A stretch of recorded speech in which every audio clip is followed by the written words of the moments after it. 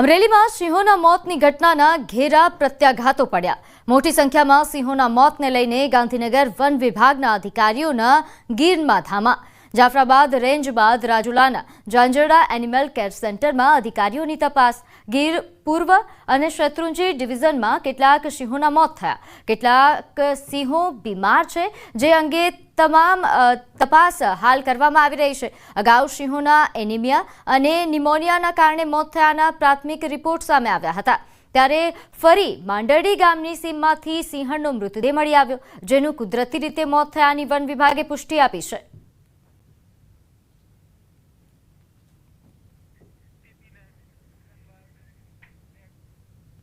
આણંદમાં એમજીવીસીએલના વીજ કર્મચારીનું કરંટ લાગતા મોત થયું। વીજ પોલ પર કામગીરી દરમિયાન કરંટ લાગ્યો હતો। શહેરના દાદા કોમ્પ્લેક્સ પાસે આ બનાવ બન્યો। ગંભીર રીતે દાઝી ગયેલા એમજીવીસીએલ કર્મીને હોસ્પિટલ અર્થે ખસેડવામાં આવ્યા, જ્યાં સારવાર દરમિયાન તેમનું મોત નીપજ્યું। તો વીજ પોલ પર કામગીરી દરમિયાન કરંટ લાગ્યાના દ્રશ્યો પણ સામે આવ્યા। એમજીવીસીએલના વીજ કર્મચારીનું કરંટ લાગતા મોત નીપજ્યું છે। આણંદના દ્રશ્યો છે। વીજ પોલ પર અહીં કર્મી કામ કરી રહ્યો હતો। તો રાજકોટમાં વીજ કરંટ લાગતા પિતા પુત્રનું ઘટના સ્થળે મોત। રાજકોટમાં ગોંડલના બિલિયાડા ગામની ઘટના। કુવાની મોટર ચાલુ કરવા જતા કરંટ લાગ્યો। બિલિયાડા ગામની સીમમાં કુવાની મોટર ચાલુ કરવા જતા પિતા પુત્રને ઓરડીમાં વીજ કરંટ લાગતા મોત નીપજ્યું। પિતા પુત્રને વાડીની ઓરડીમાં જોરદાર વીજ કરંટ લાગતા ફંગોળાઈ જવાથી સાથે જ મોત નીપજ્યા।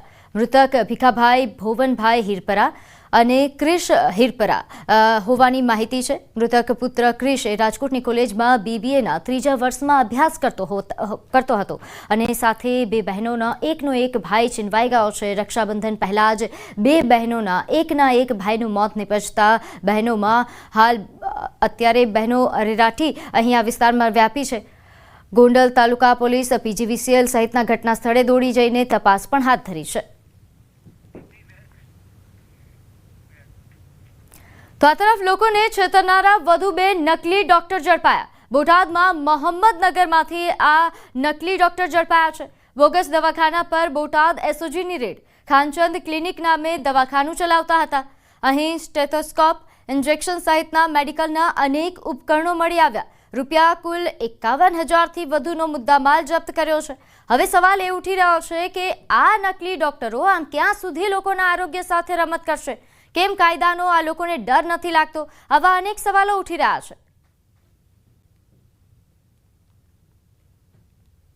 જે કોઈ પણ જાતની મેડિકલ ડિગ્રી વગર દવાખાનું ચલાવી રહેલ છે, જેથી મેડિકલ ઓફિસરશ્રીને સાથે રાખી અને રેડ કરી અને કાયદેસરની કાર્યવાહી કરવામાં આવેલ છે। તેમજ 41,400 અને 38 રૂપિયાનો મુદ્દામાલ કબજે કરવામાં આવેલ છે। તેમજ અન્ય એક સાળંગપુર રોડ મોહમ્મદનગરમાં રહેતા મહેફૂઝ ખાન પઠાણ, જેઓની વિરુદ્ધમાં પણ ડિગ્રી વગર પ્રેક્ટિસ કરતા હોય, જેથી તેમની વિરુદ્ધમાં પણ કાયદેસરની કાર્યવાહી હાથ ધરી। ટ્યુશનિયા શિક્ષકો સામે કડક કાર્યવાહી કરવા માંગ। ફેડરેશન ઓફ એકેડેમિક એસોસિએશન દ્વારા બેઠક યોજાઈ। શિક્ષકની નોકરી સાથે ટ્યુશન ચલાવતા શિક્ષકો સામે કાર્યવાહીની માંગ ઉઠી। નિયમ મુજબ શાળાનો કોઈ પણ શિક્ષક ટ્યુશન ન કરાવી શકે। શાળાના શિક્ષકો નોકરી સાથે ટ્યુશન કરાવી રહ્યા હોવાની ફરિયાદો મળી રહી છે। ત્યારે અમદાવાદમાં આવા 16 શિક્ષકોના રાજીનામા લેવાયા છે। શિક્ષકો સામે કાર્યવાહી નહીં થાય તો જનતા રેડની પણ તૈયારીઓ દેખાડવામાં આવી રહી છે। ખાનગી શાળાઓ નિયમનો ભંગ કરી ડે કેર સ્કૂલ પણ ચલાવે છે। ડે કેરના નામ પર 2,000 કરોડનો વેપલો થઈ રહ્યો છે। શિક્ષણ વિભાગ પગલાં નહીં લે તો હાઈકોર્ટ સુધી જવાની તૈયારી પણ એસોસિએશને બતાવી। શાળાના શિક્ષકો લાખો રૂપિયાની નોકરી કરે છે અને છતાં પણ એ ટ્યુશન કરાવીને વિદ્યાર્થીઓને બ્લેકમેલ કરે છે। એના વિરુદ્ધમાં એક જલદ આંદોલન કરવું, સાથે સાથે જે ડે સ્કૂલો છે કે જે હકીકતમાં એમને પરમિશન નથી આપવામાં આવેલી, એ ડે સ્કૂલો અને કોન્સેપ્ટ સ્કૂલો જે છે, એ કોન્સેપ્ટ સ્કૂલો અને ડે સ્કૂલો છે એને બંધ કરાવવા માટે આગામી દિવસોની અંદર ફેડરેશન સમગ્ર ગુજરાતની અંદર આના માટે આંદોલન કરશે, રજૂઆતો કરશે। આ દરેક સાથે 2,000 કરોડથી વધારે કાળા નાણાં જે છે એ આ લોકો ડે સ્કૂલ, કોન્સેપ્ટ સ્કૂલ અને સરકારી શાળાના શિક્ષકો વસૂલી રહ્યા છે। ગાંધીનગર ખાતે ઉચ્ચ પ્રાથમિક શિક્ષક એકતા મંચનો સ્નેહ મિલન કાર્યક્રમ યોજાયો, જેમાં રાજ્યભરના શિક્ષકો જોડાયા. સ્નેહ મિલનમાં શિક્ષણ ક્ષેત્રની વિવિધ પડતર માંગણીઓ અંગે વિસ્તૃત ચર્ચા કરવામાં આવી. શિક્ષકો દ્વારા 4200 ગ્રેડ પે, ઓપીએસ, શિક્ષણ સેવા વર્ગ 1 અને 2 જેવી માંગણીઓ રજૂ કરવામાં આવી. એકતા મંચે એનઈપી મુજબ રેશિયો અમલીકરણ કરવા પણ માંગ કરી. પણ ગુજરાતભરના તમામ જિલ્લાઓના જે શિક્ષક મિત્રો અત્રે ઉપસ્થિત છે, તો જેટલા પણ એમના પડતર પ્રશ્નો છે અને જે સાંપ્રત પ્રશ્નો છે એ પ્રશ્નોને વાંચા મળે. ક્યાંક ટેકનિકલ પ્રશ્નો હોય તો એને પણ અહીંયા તજજ્ઞો દ્વારા માર્ગદર્શન મળે અને સાચી દિશામાં આગળ વધીએ અને એક મજબૂત મંચની અહીંયા સ્થાપના થાય એવો અમારો આજનો આ એકતા મંચનો આજનો જે ઉદ્દેશ છે. સુધી એ અમને એના માટે કોઈ સાચું માર્ગદર્શન નથી મળ્યું, તો એવા કેટલાક ટેકનિકલ પ્રશ્નો છે જેનું માર્ગદર્શન મળે. તેમજ અમારી જે 2005 પછીના શિક્ષકોની ઓપીએસનો સાંપ્રત પ્રશ્ન છે એ ઉકેલાય. તે ઉપરાંત જે ગણિત વિજ્ઞાનના શિક્ષકો છે તેમાંથી કેટલાક ઉચ્ચ લાયકાત ધરાવતા હોય અથવા પરીક્ષા પાસ કરીને સીઆરસી બીઆરસીની પરીક્ષા આપી શકે તો એમને એની એક તક મળે. એઆઈની એક્ઝામમાં એ લોકોને તક મળે. પગાર રેશિયો જે છે એ બાધ્ય રહે એમાંથી. સમાચારોમાં હાલ સમય થયો છે એક નાનકડા વિરામનો.